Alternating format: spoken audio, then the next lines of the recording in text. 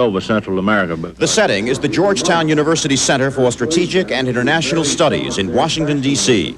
A center control team sets the ground rules for the game. The idea, to push former and perhaps future American policymakers to the decision-making edge. Call Halloran out, and I want him here. They are challenged to find the political middle road between war and capitulation. An 11-hour exercise, it will not be easy.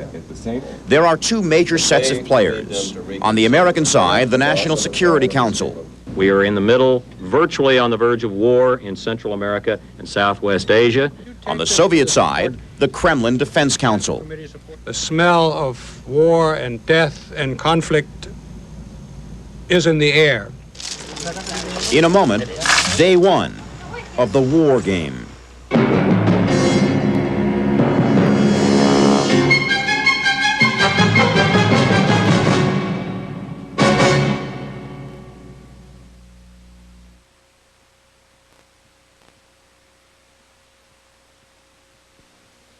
We're changing the reading habits of the USA. USA Today. I read it every day for news around the USA. I read it every day for business that really pays.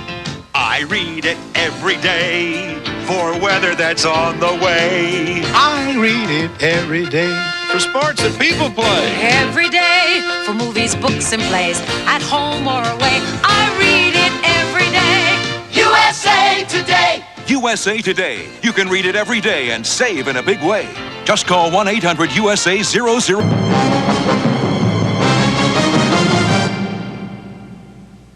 It is January 30th, 1987, and the United States and the Soviet Union appear to be on a collision course in Central America, one that threatens direct military confrontation. The potential flashpoint is Nicaragua, though as the war game begins, it is El Salvador that commands the headlines. According to the script, masked gunmen have killed President Jose Napoleon Duarte. Concern in Washington is that Duarte's death will be used by El Salvador's military as an excuse to seize power. Meanwhile, according to the scenario, the Marxist government of Nicaragua is experiencing serious problems, and its very survival could be at stake. The latest symptoms, nightly explosions in Managua, set off by so-called phantom dynamiters, a team of CIA-trained Contras. Bolstered by an increase in American aid during 1986, the counter-revolutionary Contras now number 40,000 fighters, intent on overthrowing Nicaragua's Sandinista regime. And full-scale raids into the suburbs of Managua have become common. The war game players are told that the Contras now seem capable of seizing power from Daniel Ortega, and that the Nicaraguan president has ordered his army to go after rebel sanctuaries in neighboring Honduras. At the same time, the United States has expanded an ongoing military exercise in Honduras, putting a substantial U.S. armed presence near the Nicaraguan border. In the midst of all this, the Soviet ambassador to Washington delivers a letter which expresses indignation over what Moscow calls U.S. counter-revolutionary activities in Nicaragua. The letter warns of dire consequences for U.S.-Soviet relations. And the Soviet foreign minister announces that Moscow intends to send new defensive military equipment to the Sandinistas. In fact, according to the war game script, the Soviets are building a series of surface-to-air missile sites along Nicaragua's frontier with Honduras. In addition, the Soviets have been stockpiling offensive arms in Cuba for possible shipment to Nicaragua later. The number of Soviet military advisors has been increased from 150 to 400. Nicaragua also has hundreds of East German advisors, Soviet proxies. And a Soviet fleet, which includes a helicopter carrier, is in the Caribbean for joint exercises with the Cuban Navy. All of this designed to help the Kremlin preserve its foothold in America's backyard. Half a world away is the specter of another superpower standoff in Southwest Asia. Soviet forces have begun carrying out attacks in Pakistan from bases in Afghanistan, ostensibly in hot pursuit of rebels fighting the pro-Soviet Afghan army. In the months leading up to the game, Congress voted the Mujahideen rebels $10 million in non-lethal aid. Covert administration weapons aid is thought to be much greater. It is a full plate indeed for this mock National Security Council, called into session from Air Force One. The president is en route to Washington from an out-of-town trip. I've just been advised by the press secretary to the president that the press is clamoring for some kind of a statement from the White House on the assassination of President Duarte. I suggest that I go out there and tell them that we are, of course, profoundly saddened by this, that this is a loss of a friend to democracy. I would suggest that part of the statement should be that we express confidence that the democracy will continue. The Defense Secretary, Robert McFarlane, asks whether temporary military rule in El Salvador might buy that country some stability. The CIA director is quick to answer. The imposition of military rule, no matter what its motives, would not prove to be temporary. Carver's position carries the day when Halloran briefs reporters. The United States government, of course, trusts and expects that all military and civilian elements in El Salvador will support that country's constitution, as does the United States. We take this as a veiled warning to the Salvadoran army not to take over?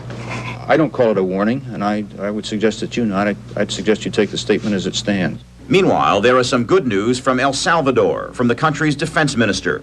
He and the military intend to support the Constitution and support an orderly succession. Now the discussion turns to Nicaragua and the continuing Soviet arms buildup there. A buildup, it is feared, which could soon mean the delivery of high-performance warplanes to the Sandinistas. National Security Advisor Stone says the president has ordered increased surveillance of both Nicaraguan coasts and preparations for 2 contingencies. The blockade of Nicaragua or airstrikes on Nicaraguan airfields. I would recommend to the Secretary of Defense that we take very specific action. Admiral Muir wants to pave the way for several military moves. They include an augmented force of jet fighters stationed 100 miles from Cuba and the dispatch of an ultra-sophisticated Aegis cruiser for fighter control. Muir says a similar combination was effective when the United States bombed Hanoi during the Vietnam War. The chairman of the Joint Chiefs also wants an aircraft carrier sent to Nicaragua's west coast, whose ports handle most of the Sandinistas' incoming military supplies. And Muir says the situation may require a change in administration policy. In any event, we should look into the and make preliminary arrangements to base troops of land troops in Honduras for possible further use. Should the Soviet Union be warned against sending MiG fighter planes into Nicaragua? The Secretary of Defense. I think not, because we have made that clear, and it will be very apparent that we're taking certain steps when, as the Admiral says, the movements take place. But the issue of communication with Moscow is pressed by Deputy National Security Advisor David Newsom. Newsom cites the May 1986 summit agreement on a new framework for crisis consultation. We agreed with the Soviet Union to set up a bilateral nuclear risk reduction center in Geneva, which is now staffed 24 hours a day. And whether after a short discussion, it is agreed that using the Risk Reduction Center now would be premature. And so the talk returns to military muscle flexing. As a strategy for influencing the outcome, that each of us should keep in mind, are we better served, is the president better served by a series of fairly modest changes, albeit easier to sell politically, than we are by a dramatic change that clearly makes the Russians on notice that we intend to win this one. Meanwhile, the Washington Post quotes high intelligence sources as saying the United States and the Soviet Union are close to a confrontation. And the Contadora group of Latin American nations is pushing for an end to all great power intervention in the hemisphere, American and Soviet. In El Salvador, events threaten to turn for the worse. Despite earlier assurances to the contrary, a military coup attempt now seems likely. The National Security Council is concerned, but the Defense Secretary is more worried about American priorities. Where do we stand vis-a-vis the real problem here, the Soviet Union and Nicaragua? McFarlane's advice on a potential military takeover in El Salvador: don't overreact. At this point, U.S. reconnaissance aircraft photos are offered as proof that the Soviets have completed the installation of SAM missile sites as a defensive screen along Nicaragua's border with Honduras. Indications are they are operated by Soviet personnel.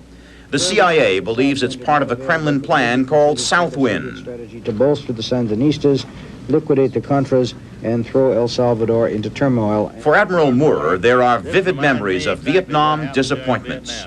We sat and let the Russians put a complete circle around Hanoi, and we were never allowed to attack the sites while they were being constructed. And as a result, many American boys are dead today because we didn't take them out when we had a chance to take them out. In the midst of all this, a less than subtle message from the Soviet Union, relayed by Richard Stone. Will the United States consider a trade-off?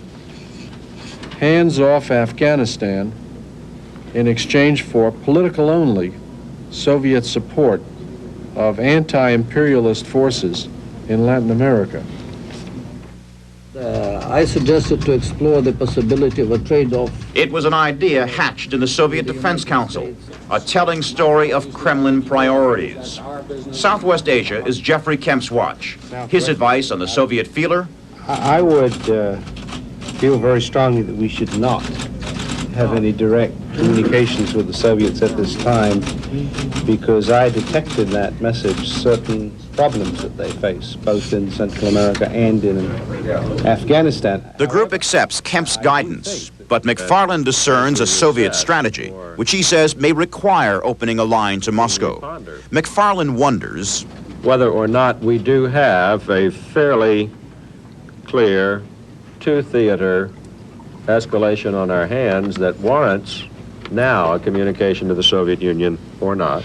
We have received signs of a marked increase in Soviet readiness conditions in both their southwest frontier along Pakistan and in the central front in Europe. As the session draws to a close, there is a message to the White House from Pakistan's President Zia, invoking a U.S.-Pakistani presidential agreement. Zia calls for an immediate shipment of American defensive weapons, including anti-aircraft missiles and fighter planes. Dick Halloran tells the media the United States is very carefully watching events in both Nicaragua and Pakistan. The activity has intensified. We are gravely concerned about things there. And Halloran says that though the president has been away from Washington, he is nevertheless on top of the situation. And with that, the National Security Council ends its January 30th meeting.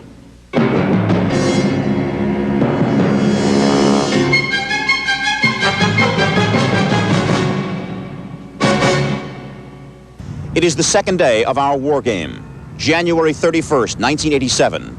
The National Security Council is called back into session. On the agenda, once again, the worsening of superpower tension over Nicaragua and the increased Soviet military pressure in Pakistan, along with Pakistan's emergency request for American weapons.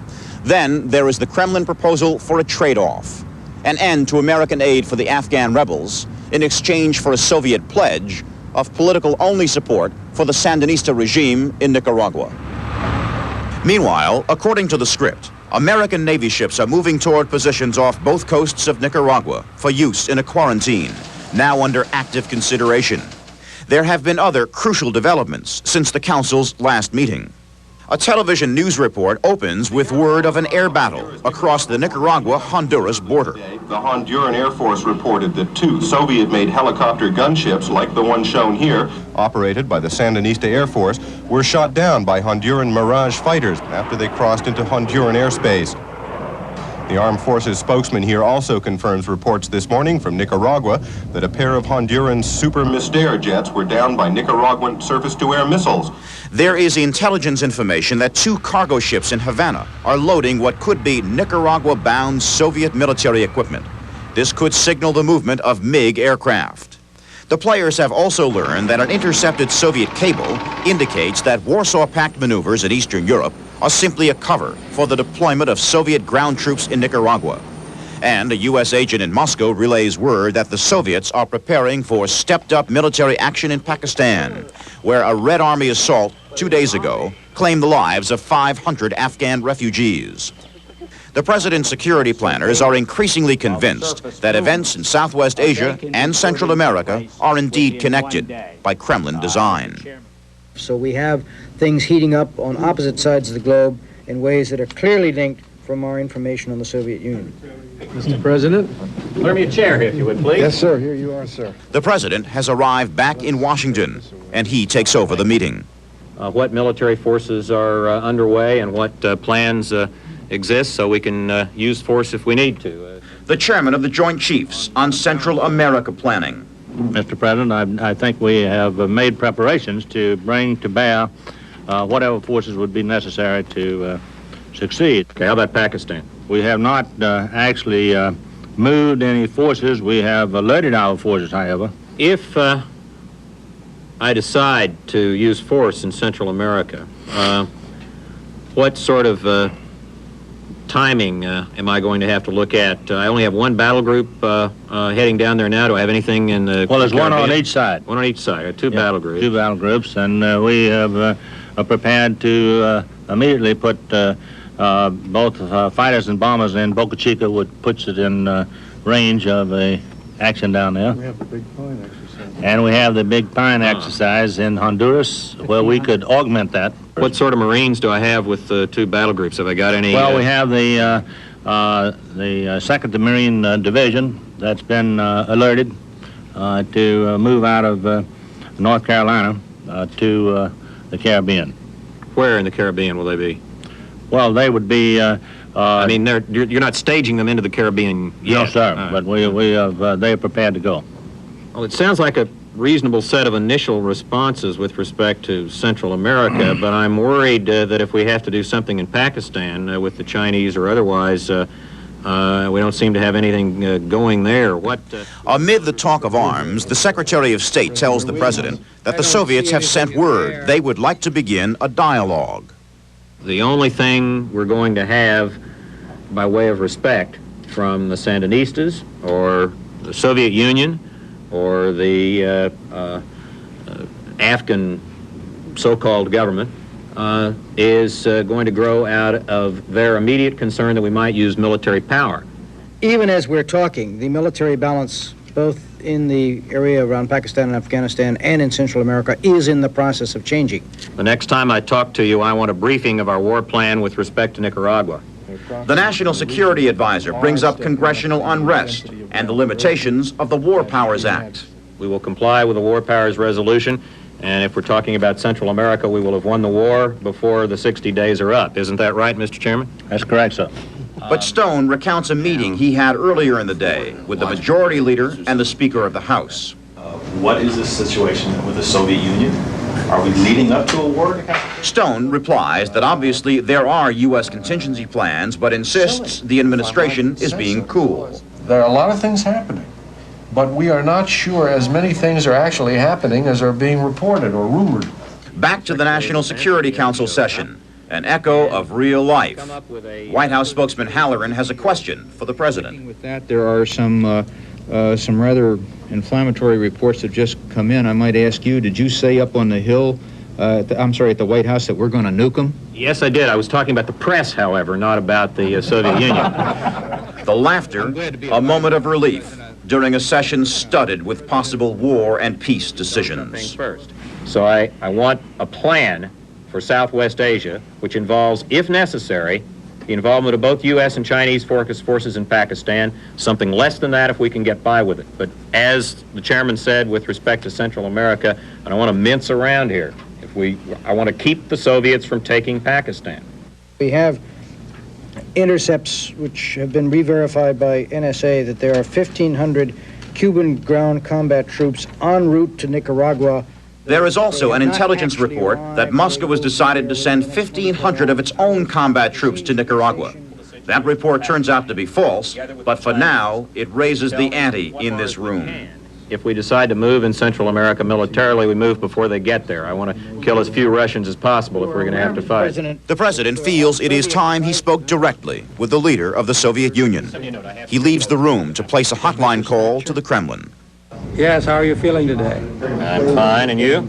I'm feeling fine, except I don't appreciate your going around saying that you're going to drop nuclear weapons. I explained to my cabinet recently, Mr. General Secretary, I was referring to our press, not to you, but I do want to say something else to you very clearly and sharply. The situation that you are creating with your own forces and those of your proxy state in Southwest Asia, as well as in Central America, poses grave threats to the peace of the world.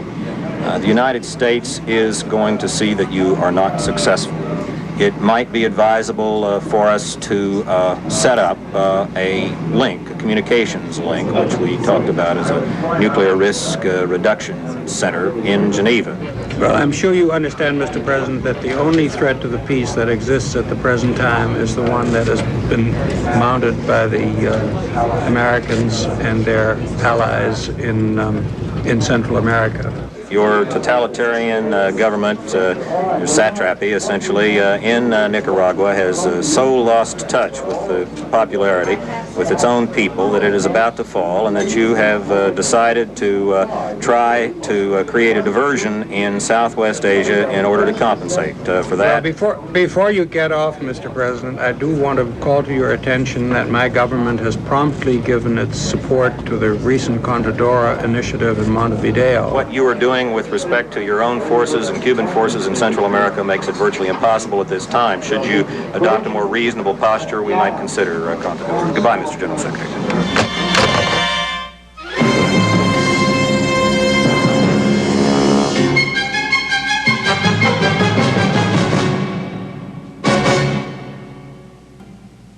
As we return to the war game, the Soviet and American sides are weighing a just-completed hotline call between Washington and Moscow. The General Secretary on what he heard from the U.S. President.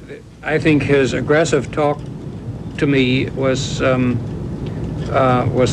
really a sign of weakness and defensiveness more than it was a sign of real strength. Among the President's advisors, there is more talk of Soviet motives. I think that they are clearly distressed at what we have been doing to assist the resistance in Afghanistan, and I think they're trying to heat things up in our own backyard to get us to cool that off. There has been another key presidential phone call to the Chinese leadership in Peking. The National Security Advisor briefs on what the President said. Suggested joint United States-Chinese forces to be put into Pakistan to protect Pakistan and to protect the situation.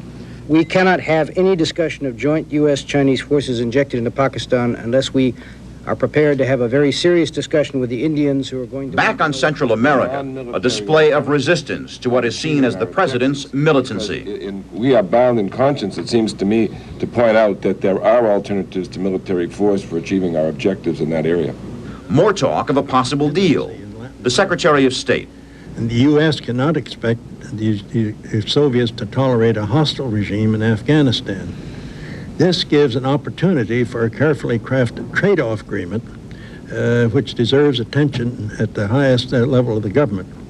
Playing the role of Undersecretary of Defense for Policy, John Carr. Well, I think the President is prepared to go with the Contadora process, but the Soviets would have to stop and cease putting things in. The President phones in a request for two options. One is the introduction of U.S. forces into Pakistan to cooperate with Chinese ground units.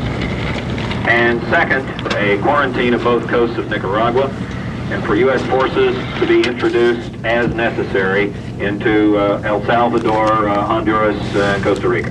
The President gets a briefing from his top military advisors and is convinced the time for decisions is growing short.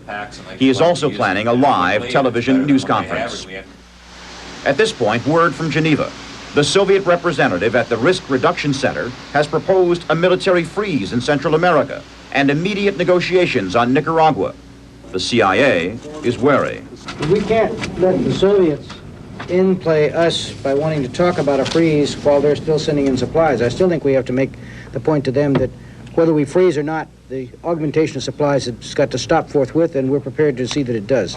My feeling is that this thing from the Soviets in Geneva may be in response to their reports that things are collapsing for them in Nicaragua. The Secretary of State also asserts that a quarantine would be illegal. I don't recommend it. The President has given an execute. He has now given an execute. Now, nothing will move as a practical matter until tomorrow morning because the preparations required foreclose it. Well, I think the way at least I sense the way the President feels, and he's the Commander-in-Chief, is that he wants to be able to talk to the Soviets without threatening them, but rather say, this is what I'm doing. And so... Ambassador White? I want to point out that there is no necessary contradiction between the quarantine and peace initiatives inside Central America, so the diplomatic option would still be open. Admiral Moore has heard quite enough about the negotiation route. We are viewed, I think, as by the world at large as no longer having the dedication and really the strength and the will to protect our own interests. And I think sooner or later you got to send that message. It is time for the presidential news conference. It begins with talk of a sweeping threat to the security of the free world. That no solution is going to work now without the withdrawal of Soviet and Cuban forces from Nicaragua and free elections being held in Nicaragua. On Southwest Asia and Soviet moves into Pakistan, the president wants the Soviets to undertake the most serious and immediate reevaluation of this crisis which they have generated in Southwest Asia before the situation there comes to be one which they will not want to see take place. Will the United States use force in Central America or Pakistan? As a last resort, the president says. And he adds he is considering a quarantine of Nicaragua. A reporter reminds the president that a U.S. blockade of Cuba in 1962 helped push Communist Party leader Nikita Khrushchev out of the Kremlin. Do you think Mr. Gorbachev is going to take the same kind of risk? You've basically said that nothing short of that will do. If the Soviet Union took the wise and statesmanlike action, which I would hope and expect of General Secretary Gorbachev, it would not be yielding to any American military activity at all. And the president announces the activation of the Soviet-American Nuclear Risk Reduction Center in Geneva, often criticized by administration officials as a forum for Soviet misinformation. My own judgment is that a center of this sort is a reasonable adjunct to our normal and sometimes rather cumbersome diplomatic channels of communication. What the president does not indicate is that earlier he had asked his advisors about other benefits of the Geneva Center. How I might be able to use those centers in order to drive home to the Soviets the seriousness of the situation. And that includes the full range of power that the Commander-in-Chief has. As the National Security Council ends its day, it receives new intelligence. Both Cuba and Nicaragua have begun using their national airlines for an airlift between Havana and Managua, raising questions about the potential effectiveness of an American quarantine. It's got to be by both air and sea, and we have to be prepared to put a warning shot across an AN-12's bow, or if necessary, shoot one out of the sky. An AN-12 is an Antonov 12, a Soviet-built airliner. Back on Southwest Asia, a U.S. military attaché in Islamabad says the situation in Pakistan is deteriorating, that Soviet pressure has had a telling effect on the Pakistani army. Richard Stone sums up the attaché's conclusion. It is his assessment that we better dispatch our military forces promptly, and that there could well be hostility in that region. George Carver then quotes Stephen Decatur, who wrote, after fighting the Barbary pirates 180 years ago, "I have brought peace at the muzzle of my cannon." That sounds very like our president, may I say. Thank you. We're adjourned until the next meeting.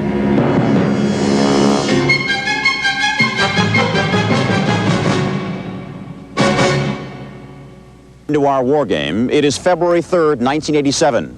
The National Security Council last met 3 days ago. A lot has happened since. In the face of continuing Soviet attacks across the border from Afghanistan, and despite the anticipated protests from India, the United States has sent a shipment of Stinger anti-aircraft missiles to Pakistan. Anti-tank tow missiles are also in place. Both weapon systems are controlled by U.S. military advisors. American air units, F-15 jet fighters, and AWACS early warning planes are ready to be flown in as well. In addition, according to the scenario, the United States has airlifted 3,000 Egyptian troops into Pakistan, fighting alongside them 2 Chinese battalions. In Central America, the Soviet Union has deployed increased numbers of combat tanks and attack helicopters in Nicaragua. More weapons are said to be en route by way of Cuba. A television newscast tells a gloomy story. The Contra's early successes have been reversed by powerful Sandinista counterattacks. American policy in El Salvador has also taken a jolt. Our correspondent in San Salvador reports the Salvador military last night staged a bloodless coup. At the United Nations over the weekend, the United States asked for a condemnation of Soviet actions in Central America and Southwest Asia. The Soviets vetoed the resolution. A priority item for the National Security Council on this day, urgently finding a way to help the Contras, now split by factionalism and beset by the reality of the new Soviet arms being used against them. One idea is an American recognition of a Contra government in exile. Another is the use of brute force.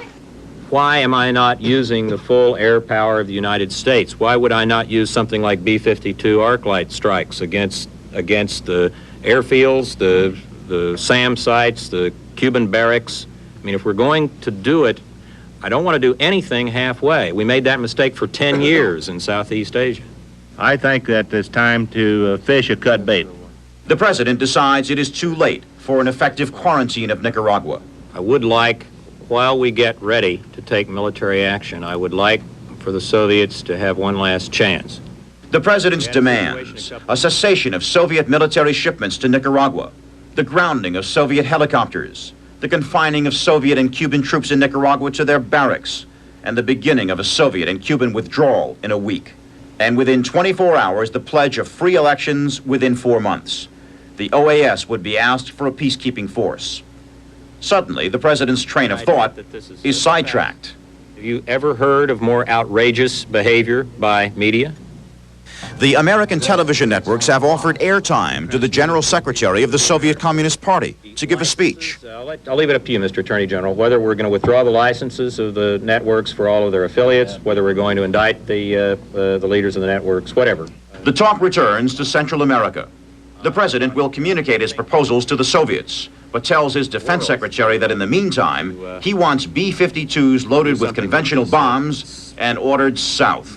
Do whatever's necessary in order to plan effective arc light strikes on targets that are necessary in Nicaragua. Airfields, SAM sites, Cuban barracks, the rest. The alert level of all U.S. military forces worldwide, the DEFCON, has been raised one step closer to war footing. But on Capitol Hill, there are moves to use the War Powers Act to stop what the Speaker of the House calls the administration's private war in Central America. There is a move to cut off all U.S. support for the Contras. The president is defiant, noting the War Powers Act gives him 60 days. And of course, you should prepare, Mr. Secretary, that notification to be filed simultaneously with the B-52s crossing their fail-safe point headed south. The chief executive also decides to outflank the Congress by going to the people again on national TV. But first, the president must endure the Kremlin-originated television special he wanted to stop. In his address, the Soviet leader focuses on Nicaragua, where he charges the United States has caused the escalation. However, the General Secretary also sounds a note of conciliation. We should think now in terms of an immediate ceasefire to give us the opportunity to find a prompt and mutually acceptable political solution consonant with the rights of the people of Nicaragua and the people in every other country of the world. I wish the American people well, and I look forward to working with the American president, if he only wishes to take us away, to move us away from the brink of war and to continue. At the White House, there are differing interpretations of the Kremlin message. One, there was no concrete threat. In fact, he said that they would escalate if we did anything. At this point, the players get an intelligence update. It paints a very confused picture for the president. Contra leader Arturo Cruz has been killed. upsetting plans for recognizing a Contra regime. Cruz's replacement is nicknamed the Knife, hardly the stuff of public relations success. A steady supply of Cuban and Soviet arms continues flowing into Nicaragua. There is a heavy infusion of military advisors from both countries. In El Salvador, there has been a government takeover by the radical right wing. In Pakistan, Chinese troops have taken heavy casualties, attacked by Soviet aircraft from Afghanistan. The game also has India putting its air and ground forces on full alert, and the Soviet Union is telling Prime Minister Rajiv Gandhi that the alliance of American, Pakistani, and Chinese forces is a direct threat to India itself. CIA Director Carver. So we have a messy situation all around, and no signs yet in terms of behavior of the Soviets backing off either in Southwest Asia or in Central America. But then, a hotline call from Moscow. In great detail, but I would like very much to get your approval to an immediate cessation of all military actions by your forces and forces under our control, and we will do the same on our side, and to sit down together to firm this up as a formal commitment buttressed by international supervisory units. But only under circumstances which would lead to a cessation, immediate cessation of aggression by Soviet and Cuban forces in the beginning of their immediate withdrawal and free elections for Nicaragua. You should recognize that the responsibility for a deterioration in the situation and for any heating up the crisis will be entirely on the American side if illegal actions are taken with respect to access by sea or air or any other kind of intervention occur. You have often been incorrect, Mr. General Secretary, and never more so than in that last statement. I think our conversation is probably best ended at that point. The President briefs his advisors on his hotline conversation, then approves the airborne alert for 50 B-52 bombers. Still, there is some optimism here, helped along considerably by the latest news from Geneva. That the Soviet Union will agree to the President's proposal for a freezing of all military activity in place, confining of the Soviet and Cuban forces to barracks in Central America, no further activity in South Asia. Mr. Undersecretary of Defense? It struck me that there was one new element in these latest negotiations in Geneva, in that there was now, for the first time, I think, a linkage between, if I understood correctly, between Pakistan and Central America at the highest level. Once again, the President goes on live television. He charges that Soviet actions in Pakistan and Central America have resulted in a deepening superpower crisis. B-52s, armed with conventional, that is non-nuclear ordnance, are taking off from their bases. They have not yet reached their hold point.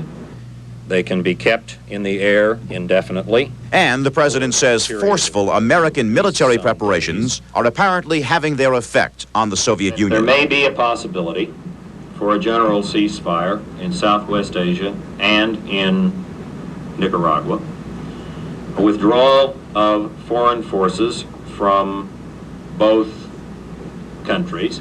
Though he says the I's must be dotted and the T's must be crossed, the Soviets' tentative Geneva position has caused the President to be upbeat, but he is cautious.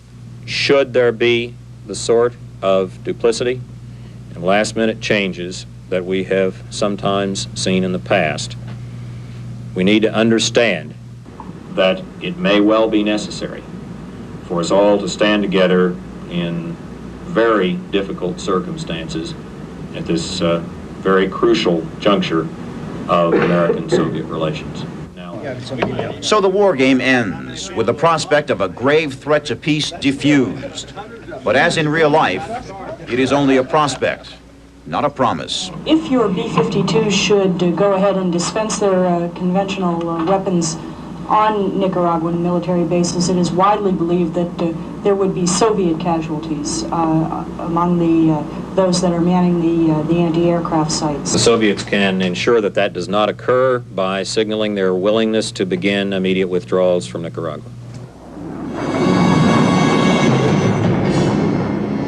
This is the President's signal to the Soviet Union.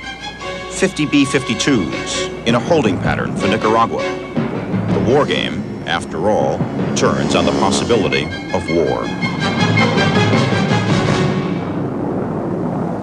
In a minute, a postscript. In the war game was former National Security Advisor Robert McFarlane. He feels the exercise was worthwhile, but McFarlane cites the critical difference between the game and real life. Because there's no penalty for being wrong in a war game. If you are bold and the other person starts a conflict, well, the game got out of hand, but no one died. McFarlane also says a game is much easier to tie up in a neat package. In this case, a clear-cut American success. A real-world crisis, says McFarlane, is tougher. If it involves the United States and the Soviet Union, there will be an ambiguous outcome, never very clear-cut in the late 20th century. I guess it's true that that was a little unrealistic for this period in our history. The designer and coordinator of the war game you saw represented in this hour was Dr. Robert Kupperman, senior advisor at the Georgetown Center for Strategic and International Studies. Asked to further define his role, he says he was the puppeteer. It is a familiar role. Dr. Kupperman has put together about 50 crisis games. Dr. Kupperman, what is it about the world in which we live that dictates the need to stage war games? Gene, war games have been around for quite a while. Certainly since the Germans played Kriegspiel. There's nothing new about them. But what is new is that the world is getting a heck of a lot more complex and a lot more dangerous. And the need to simulate, the need to understand the decision-making process is enormous. The risk of being wrong can be cataclysmic. And how about the arms control process? Where does that fit into the scheme of a war game? Look, the arms control process is in some respects failing. It's stodgy, it's aging, it hasn't succeeded. And the problem that we're going to face now is that we're looking at the Nicaraguas, we're looking at the problems in the Philippines, we're looking at Mideastern issues, all of which, any one of which can bring us into really serious, serious problems, no matter how many nuclear weapons we have. The Secretary of Defense in this game, Bud McFarlane, knows a lot about National Security Council workings. He said, in effect, this was kind of a neat little package you ended up with, where it was an American success. And his argument is that this is artificial, that in the real world, things don't end up that way. They are far more ambiguous. Is that a flaw in the game? No, I don't think it's a flaw in the game. It's a characteristic of gaming, and that is we have really less than 2 days to play it in. Everything is time compressed, and there are a lot of emotions that are running, and they're looking for a neat ending, far neater, far smoother, far more well understood than real life is. What was the key lesson in this game? The key lesson was to begin to understand how you reduce risks. How do we understand more about the options? Can we bring forth the options that what President really has in dealing with a terribly delicate situation, in this case, Nicaragua? And realizing the risks are always there. Absolutely. Dr. Kupperman, thank you. And that is our program. We'd like to thank the Georgetown Center for Strategic and International Studies for allowing our cameras in for a look at the war game. I'm Gene Randall, CNN, Washington. Thanks for being with us.